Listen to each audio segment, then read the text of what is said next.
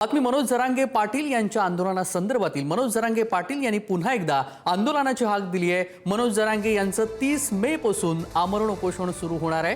मराठा आरक्षणासाठी अंतरवाली सराटीमध्ये 30 मे पासून पुन्हा एकदा मनोज जरांगे पाटील यांचा एल्गार पाहायला मिळणार आहे। संपूर्ण महाराष्ट्रामध्ये शांतपणे आंदोलन सुरू राहील असंही मनोज जरांगे पाटील यांनी म्हटलेलं आहे। अगदी काही वेळापूर्वी मनोज जरांगे पाटील यांनी पत्रकार परिषद घेतली आणि आपली पुढील दिशा काय असणार आहे यामध्ये सर्व मुद्दे या पत्रकार परिषदेमध्ये स्पष्ट केलेले आहेत।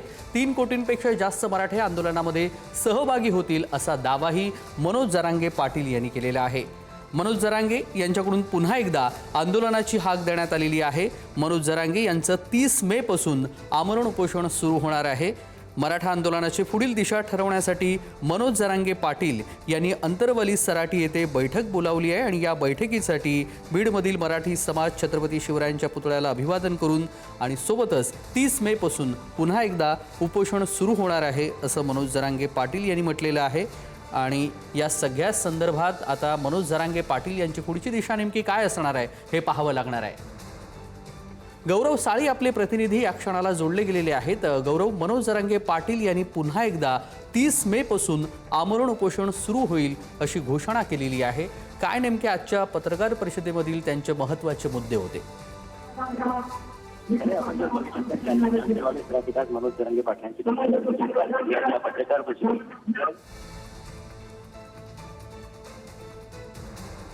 काही तांत्रिक कारणामुळे त्यांच्यापर्यंत आवाज पोहोचू शकत नाहीये। मात्र मनोज जरांगे पाटील यांचं 30 मे पासून पुन्हा एकदा आमरण उपोषण पाहायला मिळणार आहे। याआधी देखील आपण संपूर्ण राज्यानं पाहिलेलं आहे। मनोज जरांगे पाटील यांचं आंदोलन असो किंवा मग उपोषण वेगवेगळ्या पद्धतीनं वेगवेगळ्या टप्प्यांमध्ये त्यांनी आपलं आंदोलन आपल्या जेवढ्या मागण्या त्या मागण्याविषयी, कारण हे भयंकर विषय, कारण जूनला आता ऍडमिशन आपल्या पोरांचं वाटलं होता कामा नाही आणि सगळ्यांनी इतकं जोराने कामाला लागायचं, इतकं जोराने कामाला लागायचं, एकही घर म्हणला माणूस नाही पाहिजे की प्रमाणपत्र आंदोलनाची माहिती मला दिली नाही असा एकही मराठा म्हणला नाही पाहिजे। नाही आला तरी चालेल, पण आपण घरापर्यंत जायचं। सगळ्या राजकीय मराठ्यांना सांगा, जो मराठा बैठकीत दिसणार नाही, मराठी 2019ला त्याचा बरोबर रेट उभा काढतील। कारण आपल्याला ईडब्ल्यूचे प्रश्न मार्गी काढणे, ते पोराच्या आधी संख्या पदक पडले, विद्युतचे आपले 2014चे 19चे PSI पोर आहेत, त्यांचे विषय मार्गी काढायचे। आपल्याला खूप प्रश्न आहेत।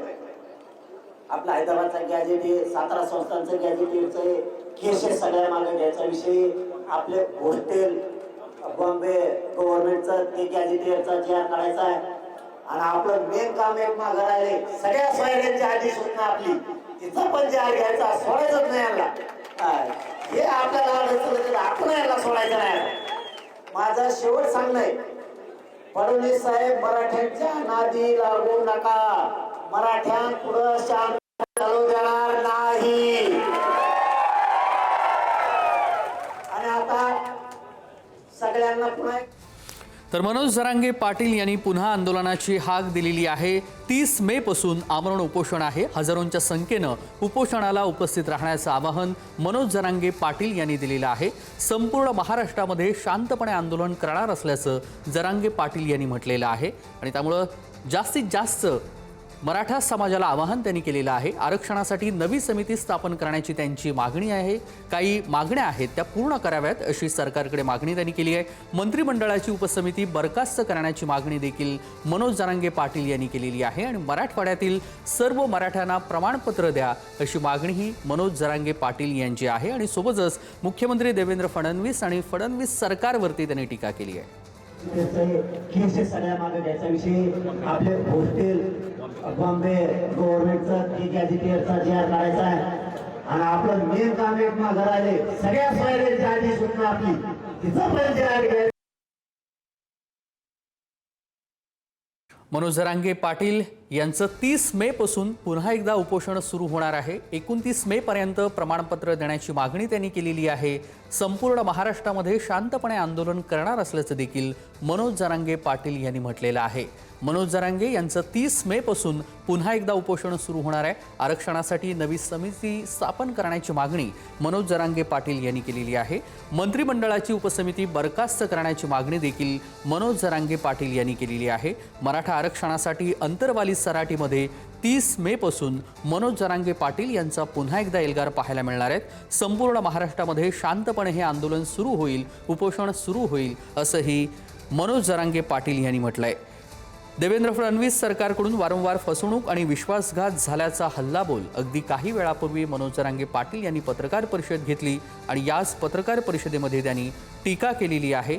मनोज जरांगे पाटील यांनी पुन्हा एकदा 30 मे पासून आपण उपोषण सुरू करणार आहोत असं म्हटलेलं आहे. मराठा आरक्षणासाठी आंदोलन केल्याशिवाय आमच्यासमोर सध्या पर्याय नसल्याचं जरांगे पाटील यांनी म्हटलं आणि ज्या दिवशी तारीख निश्चित केली जाईल त्या दिवशी हे आंदोलन होणार असल्याचं त्यांनी म्हटलं आणि 30 मे पासून आमरण उपोषण ते सुरू करणार आहेत. 8 महिने उलटून गेले तरीही मराठा समाजाला कुणबी प्रमाणपत्र का दिले नाही असं प्रश्नही मनोज जरांगे पाटील यांनी उपस्थित केला आहे. समाजाच्या कल्याणासाठी आता आंदोलनाचा पर्याय असल्याचं देखील त्यांनी म्हटलेलं आहे. ओबीसी नेते हरिभाऊ राठोड आपल्यासोबत या क्षणाला जोडले गेलेले आहेत. हरिभाऊजी, पुन्हा एकदा मनोज जरांगे पाटील यांनी 30 मे पासून आपण आमरण उपोषण सुरू करणार आहोत आणि त्यांच्या काही मागण्या आहेत. तुम्ही कसं पाहता या आंदोलनाकडे? खरं म्हणजे जरांगे पाटील यांनी एवढं मोठं जे आंदोलन उभं केलं होतं तर त्यानंतर त्यांच्या पदरात काहीच पडलं नाही अशी परिस्थिती निर्माण झालेली आहे. एकदा नाही दोनदा त्यांची फसवणूक झाली, सरकारने फसवणूक केली आहे आणि लास्ट वेळेस तर सांगितलं की आता तुम्हाला आम्ही ओबीसी म्हणजे कुणबीची सर्टिफिकेट देऊ अशा प्रकारचे आदेशही काढले आणि म्हणतात ते असे खोटे खोटे आदेश म्हणायला काय हरकत नाही. म्हणजे गव्हर्नमेंटनी असं वातावरण निर्माण केलं की त्याचे उद्घाटनही केले, आम्ही हे देतो कुणबीचे दाखले. त्यानंतर मात्र खऱ्या अर्थाने कुणब्याचे दाखले मिळालेच नाही. फार म्हणजे काही बोटावर मोजण्या इतके दाखले कदाचित दिले असतील, परंतु नंतर असंही होऊ शकते की आतून म्हणजे असा निरोप गेला असेल की काही दाखले वगैरे काही देऊ नका. आणि सुरुवातीला काही कलेक्टर बरोबर मिटिंगा झाल्या आणि नंतर मात्र हे सगळं थांबलेलं आहे. तर त्यामुळे तो एक भाग. दुसरं त्यांची ओरिजिनल मागणी होती ओबीसी मधून द्या म्हणून. तर ओबीसी मधून तर दिलंच नाही त्यांना. त्यांना 10% वेगळे आरक्षण दिल्याचं भासवलं आहे, पण ते सुद्धा कोर्टमध्ये टिकणार नाही कारण हायकोर्टमध्ये ती केस चालू आहे. आता अंतिम सुनावणी चालू आहे तर तेही जाईल. पूर्वी एकदा गेलेलंच आहे.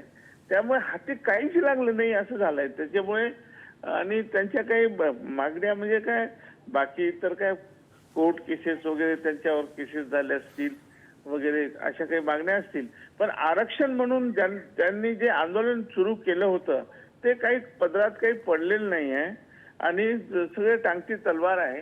त्यामुळे कदाचित ते आंदोलन सुरू करत असतील.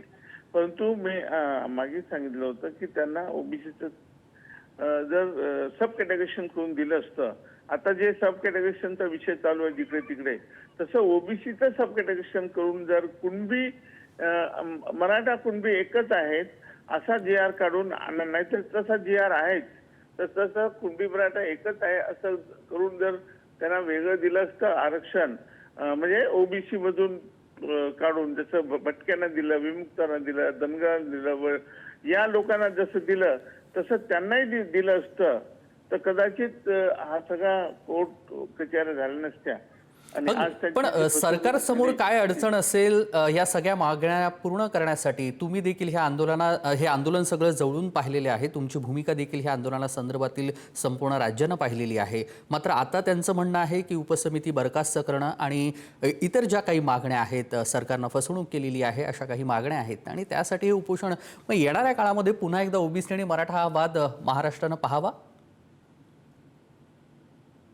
नक्कीच असंच होणार आहे. आता काय झालंय की सरकारने त्यांना फसवल्याचा आता त्यांना वाटायला लागलं की सरकारने मला फसवलंय.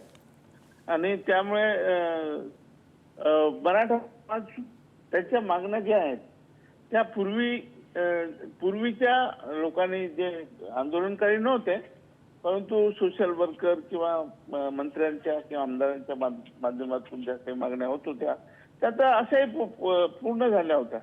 बरोबर. विषय इथं आरक्षणाचा आहे आणि परत त्यांनी जर ते आंदोलन सुरू केलं तर कमीत कमी आता तरी सरकारची त्यांची फसवणूक करू नये आणि त्यांनी त्याची फसगत घेऊ नये.